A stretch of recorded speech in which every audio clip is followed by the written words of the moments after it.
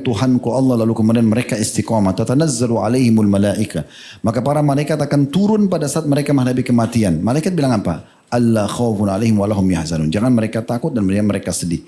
Apa maksudnya? Tidak perlu takut menghadapi setelah pencabutan ruh ini.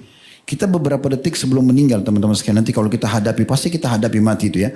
Sebelum malaikat maut mencabut ruh, ada malaikat yang datang menyampaikan berita gembira. Kalau orang beriman, berita gembira. Dilihatkan amal-amal solehnya, disampaikan berita gembira, kamu gak usah takut. Ini setelah pencabutan ruh, alam barzah itu bukan tempat sisa, taman dari taman surga. Ini istana kamu di surga, diperlihatkan semuanya.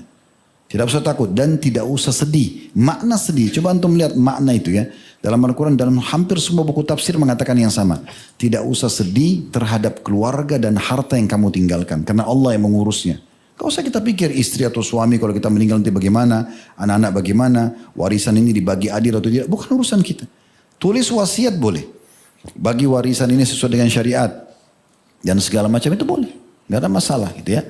Dan kalau istri anda benar seperti anda ini mencintai anda, saya yakin dia tidak mau nikah lagi setelah anda meninggal. Kan gitu. Sebagaimana anda juga mungkin berpikir yang sama ya. Dan juga sebagai laki-laki harus kuat ini. Jangan bilang kalau istri saya nanti meninggal, saya bisa hadapi gak ya? Ya bisa lah. Bisa, laki-laki gimana? Ya, dia masih hidup saja antum bisa poligami, sekarang kalau dia meninggal bisa nikah. Dan kalau dia meninggal antum nikah lagi, tetap ketemu di surga kan? Ketemu nggak di surga? Mana mufti-muftinya ini? Kalau istri meninggal, suaminya menikah lagi, tetap akan sama-sama di surga. Kan gitu, tidak ada urusannya. Jadi tidak usah terlalu jauh berpikir ke sana-sana gitu ya.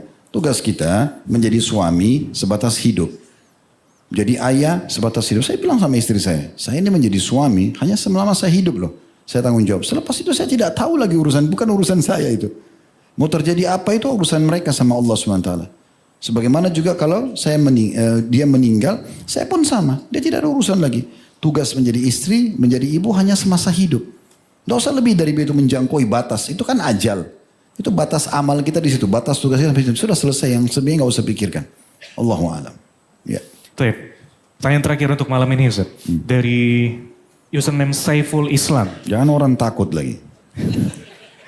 Pertanyaannya, Ustaz, saat ini banyak sekali tawaran investasi seperti saham, reksadana hingga kripto. Saya ingin mengembangkan harta namun takut terjerumus pada yang haram. Bagaimana cara mengetahui investasi yang sesuai dengan syariat? Apakah semua investasi modern itu diperbolehkan selama tidak ada unsur riba dan goror? Tafadhol Ustaz. Investasi itu yang membuat dia jadi halal kalau berkumpul 3 hal. Sering kita sampaikan itu ya. Yang pertama modal halal.